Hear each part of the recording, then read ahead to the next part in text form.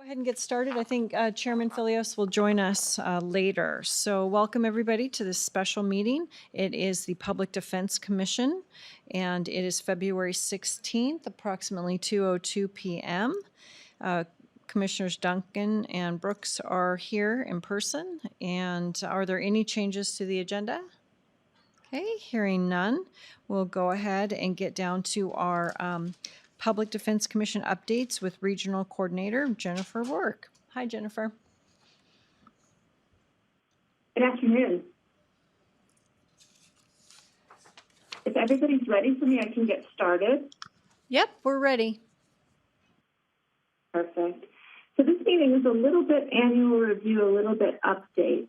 So as we had discussed at our last meeting, we are conducting the annual review during January and February. That consists of interviews, taking a look at contracts and other written materials, and culminates in a written report that's submitted to the counties on April 15th.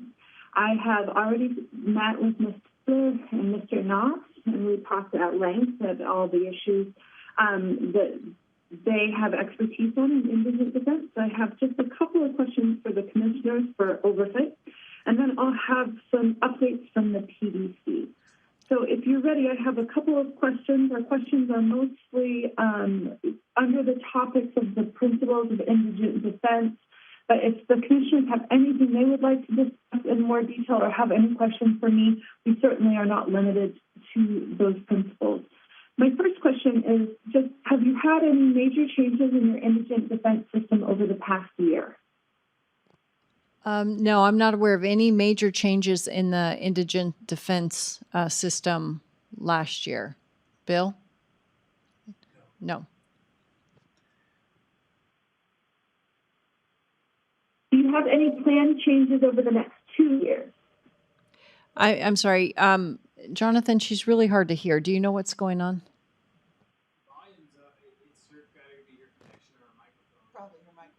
Oh, okay. All right. So it's kind of difficult to hear you. So can you repeat the question again? Absolutely. And I'll try to project my voice. I don't mean to sound like I'm yelling, but if this makes it easier, do you have any plans over the next 2 years for any big changes in your indigent defense system? No, we do not have any plans in the next 2 years.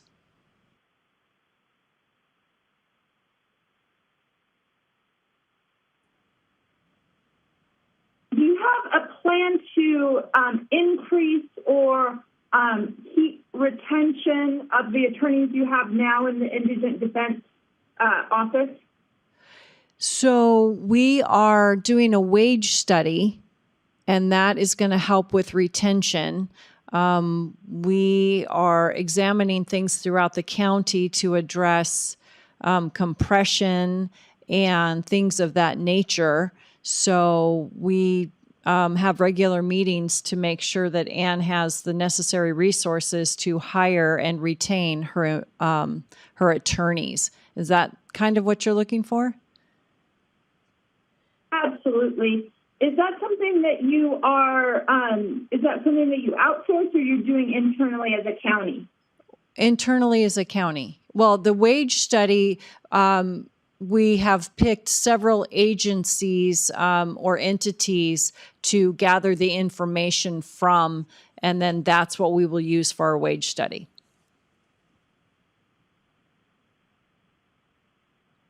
It's my understanding that Ms. Taylor has increased the starting offering salary in her office. Am I correct on that? I think it's not just through Anne's office, but it's kind of county-wide. I mean, the prosecutor's office, we've done it in many different departments, depending on our last wage study. Yeah. And Commissioner, go ahead. I apologize. Go ahead. We have an employee matrix now. Well, actually, they've always been on a matrix. No, they haven't, huh? They just had attorney ranges. Okay, can you come to the microphone, Dina? Sorry, our auditor, Dina Darrow, is here with us to help explain that portion for her. Hi, Dina. So last year in the budget, we changed from ranges for our non-sworn employees to an actual step matrix. So now all employees are on that step matrix based on their time and position. So all attorneys, all employees in all departments are in that step plan. So it's pretty universal across the board. It's not just attorneys. So, Dina, forgive me for being slow on this, but so before you had sort of ranges, and now you have very specific salaries for experience and time in the position. Am I repeating that correctly, or is it something different? Correct. So in attorneys, you have a classification AT1 to AT5, and then you have, what is it, 16 steps? No, not for attorneys. It's more like 14 to 16? 14 to 16 steps, depending upon time and position. So wherever they land, and then depending upon their responsibilities, if they would move up a grade or a step, just depending upon the budget. And I think it's the intention, and I won't read into it, but the goal was to get everybody on a step and then evaluate that each year in the budget and move everybody a step each year, just as a matter of course. But the actual wage study is looking at market rates because we're below market and determining where we fall and what we can fund. But that's on a global basis. It's not just attorneys. Perfect. Thank you. And this question is to the commissioners or Dina. Have you seen any increase in retention or increased ability to recruit with the new system? Anne, I suppose that would be kind of your question. Have you?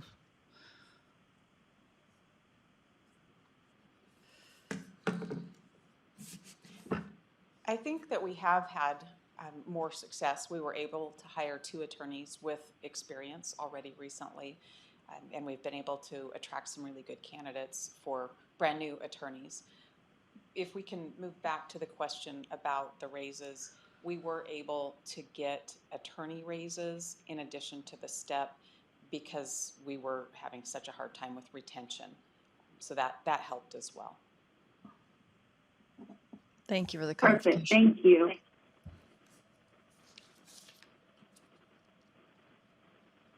I'm going to move on unless anybody has anything else they would like to discuss as far as retention and recruitment goes. I think we're fine there. I wanted to ask the commissioners if there was a plan in place to bring the institutional attorneys under their caseload limit. So I'm trying to restate your question here. If there's any plan for the commissioners to get the attorneys under the caseload limit? Correct. So I guess I would need to be brought up to speed on the caseloads, and you might as well just stay at the table.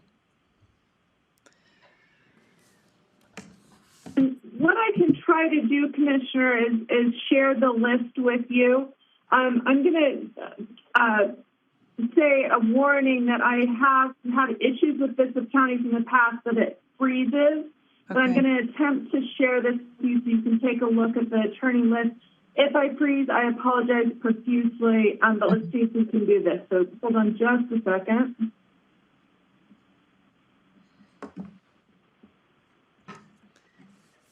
Okay, did that work? Can everybody hear me and see this? Yes.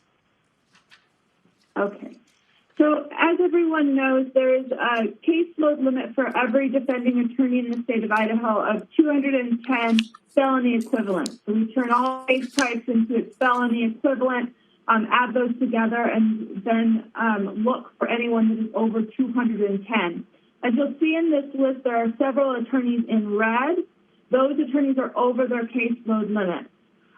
Ms. Taylor and I have discussed this at length, and some of it being due to high turnover. So if I have 100 cases and I leave the firm, then Attorney B would have to take over those 100 cases until Attorney C can be hired and they're transferred over. Attorney B then would have a very high caseload limit. The concern is that there's a significant number of attorneys that are over their caseload limit, and were last year and there were attorneys last year and there are attorneys this year. So my question is what the plan would be to ensure that every attorney in the office is under their caseload limit.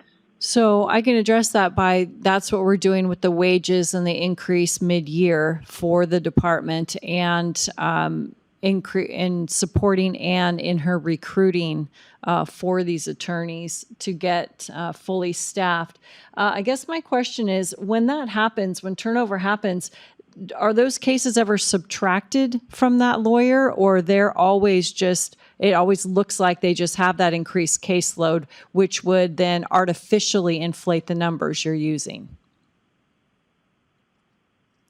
So it's not artificially inflating. What the standard says is that anytime there is an activity on a case, we count that case. An activity is something like an appointment, an appearance, or an investigation, or a filing, are the four things that are an activity. And so if an attorney works on a case, whether it's filing one motion or it's going through jury trial, it's counted. And so those numbers are absolutely counted. Part of what we look for is low turnover, because then we have vertical representation. Somebody has the same attorney throughout their case, and then we don't have these issues with caseload numbers. So certainly the question is one of the parts of the solution is absolutely lowering turnover and increasing retention, but also keeping an eye on these caseload limits and putting other plans in place to make sure that every attorney only has 210 or less felony case equivalents every reported period. Sure. And I'm sure that you're painfully aware that across the United States, the labor pool is very short, and no surprise in Kootenai County. At one point, countywide, we were down 10,000 or had 10,000 job openings. And within our county, we were about 10% vacancy rate. So we're doing everything we can on our end, but bottom line is we cannot grow attorneys fast enough. So that's not something that's even in our control at this point. But like I said, we're doing everything that we know to do with recruitment efforts and making sure that the pay is up to standard to get, fully staffed at this point.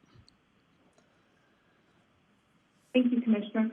And just while I have this up before I closed it down, I also wanted to show the Commissioners the case count for your conflict contract attorneys. The good news here is you just have one attorney in your conflict program who's over his caseload limit, just Mr. Clayton Anderson. The rest are well below their caseload limit. One thing to keep in mind is some of these attorneys have contracts in other counties. So certainly it's something that the Commissioners may want to take a look at in their quarterly or monthly. I don't know how often you meet with Mr. Nash. But for the most part, the vast majority of your conflict folks are well below their caseload limit. So just while I have that open, does anyone else need this open for any longer, or can I close it? I think we're good. Thank you. And Commissioners, I will email you a copy of that as well so that you have the list available. Okay. Okay. And then I just have two final questions for you, and then I can give you some updates. With the second year of the pandemic, I understand that there are some different costs and issues in the second year of the pandemic than what counties faced in the first year of the pandemic. Do you have any new costs or new struggles in this second year that you didn't have in 2020? Well, I'm not sure if we can relate it directly to the pandemic, but we have to rent quite a larger space to accommodate all the attorneys to keep the caseloads under. So we've had to increase the amount of money that we pay each month to house the public defender. So that is something that is being burdened by the taxpayers at this point.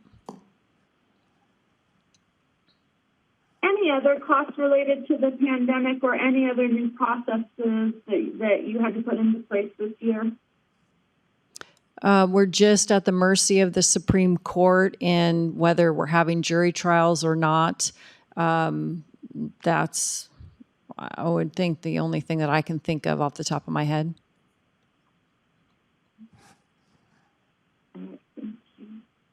Then my final question is just, is there anything that the PDC can be doing or I can be doing in particular to better support the county with their indigent defense efforts? I don't know. Anne, did you have anything to add there?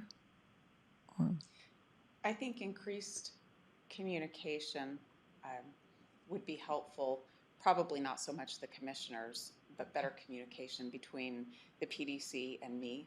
And I'm thinking a lot about the CLEs that we talked about that we didn't finish talking about after the appointment we had, Jennifer.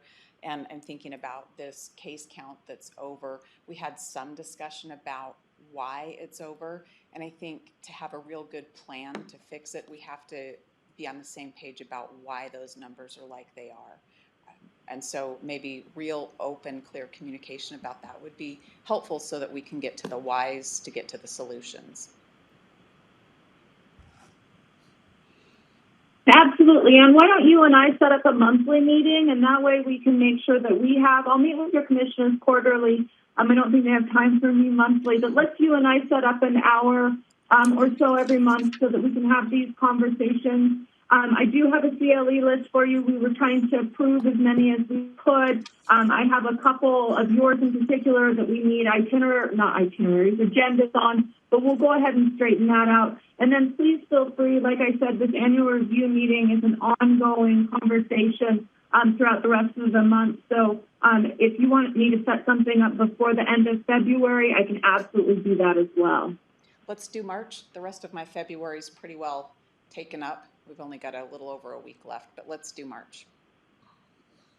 Okay, I'll go ahead and coordinate with you off record. And then I just wanted to give everybody just a couple updates from the PDC. There's a few dates that are coming up that have to do with county leadership. The first is that this annual review through these interviews, review of contracts, and other written materials will culminate in a written report on April 15th. If the commissioners have any questions about that or would like to discuss in more detail, let me know. I will be seeing if I can meet with the commissioners quarterly, and so we can certainly talk about it at one of those quarterly meetings. On March 30th, you will receive in email through Adobe Sign the financial assistance application for fiscal year 2023.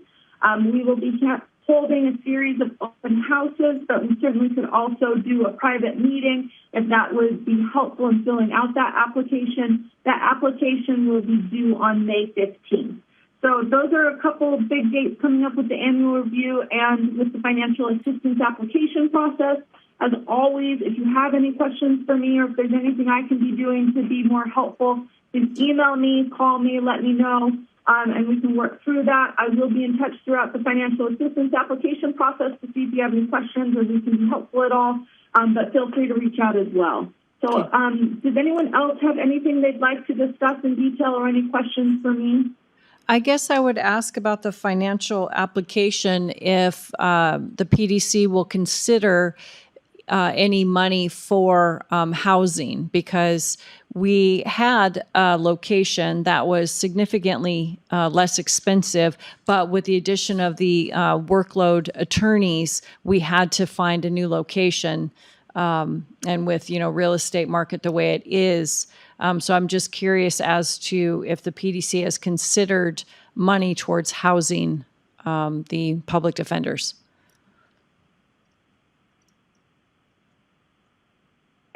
And I apologize, this is going to sound stupid, but do you mean housing like where they live or housing or like office space? I'm sorry, office space. No, not a problem. I just wanted to check on that. And would that be for rent or is that for like infrastructure or purchasing real estate? Right now it's for rent. So here's what I can tell you, Commissioner, is that so for formula financial assistance, historically it has been 15% of county share. That's not to say that that is the commission is tied to that, but that's what they've done in years past. So if history is any indicator, it's that 15% that what they've done in the past. That formula financial assistance can be used for almost anything that is indigent defense related, from a REMA paper to an attorney's salary and everything in between.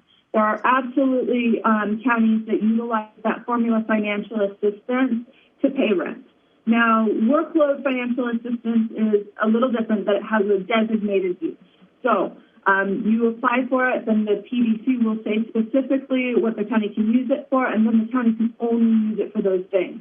This is this attorney's salary, or this is this attorney's benefits, and it can't be used more widely.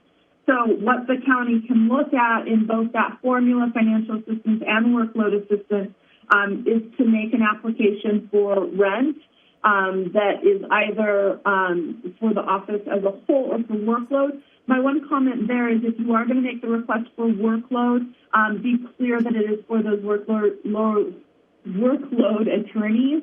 And give specifics on that, because workload is so tightly tied to that workload standard. If it's a formula financial assistance, that could be for workspace for all attorneys, whether they are funded through the workload grant, through the formula grant, or through county revenue. Okay. Then I guess probably my final question is, when you assemble all these reports and all this information, is it going to be on your website so we can look at the different counties on what their statistics are? I don't know of any plan to publish those on the website at this time. I certainly, if I hear anything, I can let you know, but I have not heard of any plans to do so. Thank you. Bill, do you have any questions? Okay. So I think we're out of questions on our end. Well, thank you so much, Commissioners. Thank you, Ann, and thank you, Dina. If you ever need anything from me, let me know. And I'll reach out this afternoon to get some available times for you in March. Commissioners, I'll see you next quarter. If you need anything from me, please let me know. Thank you, Jennifer. Appreciate it. Thank you. It's good to see you all. Have a nice afternoon. You too. So I will call for public comments. Nope. All right. 2:24. This meeting's adjourned. Thank you, everybody.